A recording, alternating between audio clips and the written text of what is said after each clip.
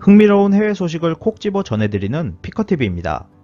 일본의 부채가 1000조엔을 넘어가고 있는 상황에서 과연 파산할 것인지에 대한 해답을 일본 대학 교수가 제시해 주었습니다. 26일 동양경제 온라인은 도쿄대학 대학원 공학연구과 후지이 사토시 교수가 언급한 일본의 재정이 절대 파산하지 않는 이유에 대해 보도했습니다. 기사는 정부의 적자는 민간의 흑자이다. 자국 통화로 국채를 발행하는 한 재정 파탄은 하지 않는다. 필요한 재정 확대는 적극적으로 실시해야 한다라는 사토시 씨의 주장을 인용했습니다. 사토시 씨가 주장하는 이러한 내용을 알아보기 전 경제 이론인 MMT의 정의를 잠시 설명드리자면, 이는 현대 화폐 이론으로 국채 발행에 따른 정부 지출이 인플레이션에 영향을 준다는 사실에 입각하여 세수가 아니라 인플레이션에 따라 재정 지출을 조정해야 한다는 새로운 재정 규율을 주장하는 경제 이론입니다. 일본은 이러한 MMT의 재정 정책론을 주장하고 있습니다. 일본은행의 최대 주주는 55%를 보유한 일본 정부이며 사실상 일본 정부의 자회사입니다. 물론 일본은행의 경영 자율성이 인정되고 있지만 은행법 제4조에 따라 일본은행은 통화 및 금융의 조절을 정부의 기본 경제정책 방침과 일관성이 있도록 해야 하고 항상 정부와 연락을 세밀하고 충분하게 해야 한다고 명기되어 있으며, 정부로부터 완전히 독립적인 행동을 하는 것은 법적으로도 금지되어 있습니다. 그래서 아베 정부는 마음만 먹으면 언제든지 화폐를 생산할 수 있습니다.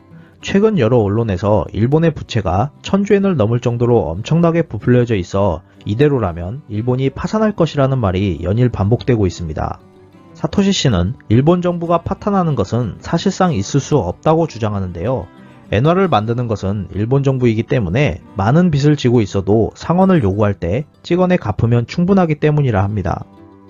최근 일본은 빚 때문에 일본이 파산한다라는 최악의 사태를 피하기 위해 긴축적인 대책으로 소비세 인상을 단행했습니다.